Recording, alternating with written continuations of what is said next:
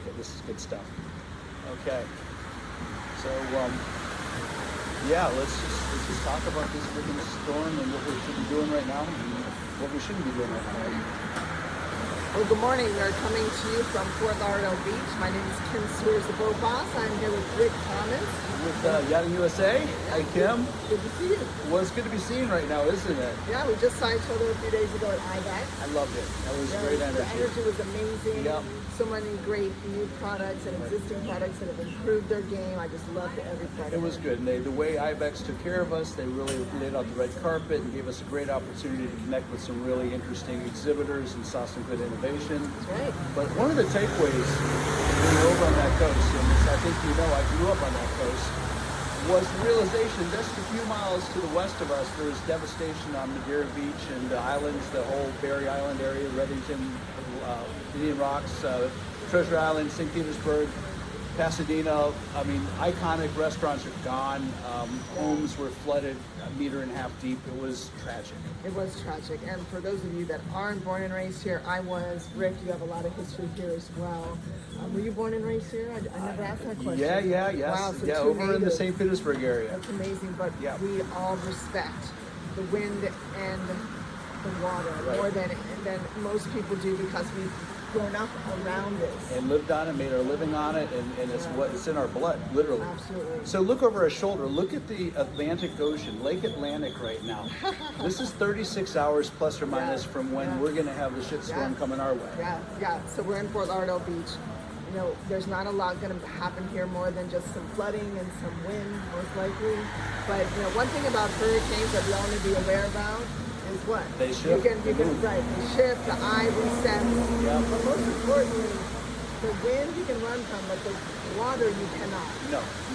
The storm surge is what we have to be careful for. And having grown up in the Tampa Bay area, we've always talked about that scenario. What happens if a storm comes in off the Gulf of Mexico and comes up from the south into Tampa Bay? If you look at the way Tampa Bay is lined up, it's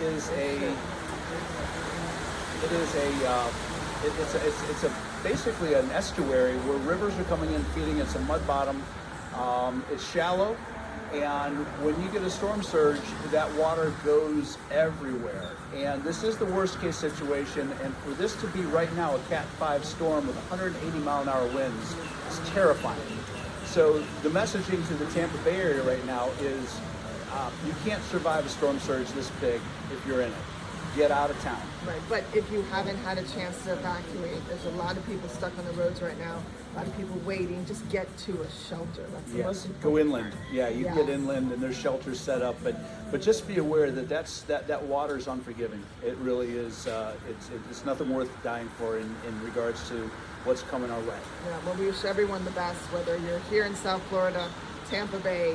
We are cheering for you guys, and we're with you in thoughts and prayer, and everyone along the coast, especially those in Mexico that are just feeling it right now. Oh man, can you imagine if you were in Cozumel or Azul Harris or one of those places right now? It's brutal over there. Yeah. So here we are Tuesday. You see the weather conditions here. This is your last day if you're in South Florida to be ready.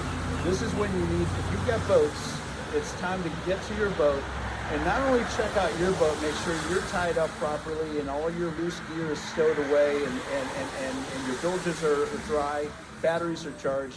Look around because there's people that are not paying attention to their boats. So it's not your boat that's going to cause you a problem, it's your neighbor. Absolutely. You know, get your businesses tied down, get your team members, your employees back at home. It's so important. It's not just about possessions, but loss of life. We've seen it in Tennessee, North Carolina, Georgia, here in Florida. It's not worth dying over. So please, folks, take caution, get inland, and close your businesses early. I know my dealership, we're closing today. I'm going to be running in after this, get every few more clients settled, and then we're closing the next day or so. Awesome. And I would tell you, too, that if you have the ability, help somebody else out. I was at a friend's house last night. His house was flooded in the April 23 floods. He's a little bit worried about what could happen again. So he's in Kansas. I was there with my son. We taped up his house, basically made it waterproof for the first meter up.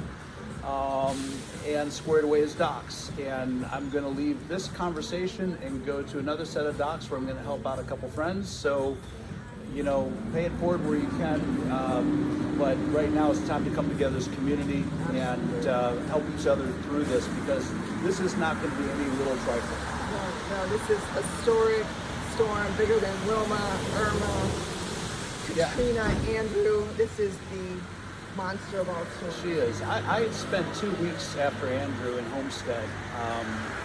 I saw firsthand what happens when a Cat 5 makes landfall, and that was a wind event. There was virtually no storm surge damage. It was all wind, and it was catastrophic.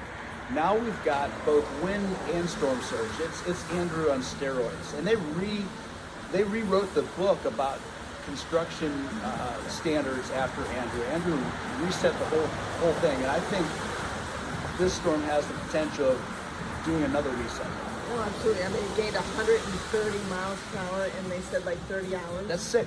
It's insane. It is. And when you understand the way the Gulf of Mexico is, the continental shelf goes way out, and then it drops. So once this storm hits the continental shelf, it's just gonna take all that water and just push it right to the coast, and it's gonna be unfortunate. Wherever it lands, it's gonna be a problem. Well, we're gonna check back with you guys after the storm. Rick, it was great seeing you again. And Kim, good to see you too. And we wish everyone the best of luck, and you're in our thoughts and prayers through this storm. And that's all we can do now is just be prepared and evacuate. Yes, do the best you can. One last thing. If you need help, ask for help. There's plenty of help to be found. Even if you go to, for instance, emergency management services, they're not going to help you with your boat, but they can put you in touch with people that can. I was speaking to a gentleman who runs Marco Island's on-water police department this morning. They're getting ready in Marco Island. They've got resources there. He mentioned that. He said, you know, if you need help, ask for it. Don't try to do it yourself. There's a lot of people who are willing to step up and help out. Absolutely. All right, everyone. Good. Be well. Take care. Be safe. We'll see you after the storm. All right. Bye.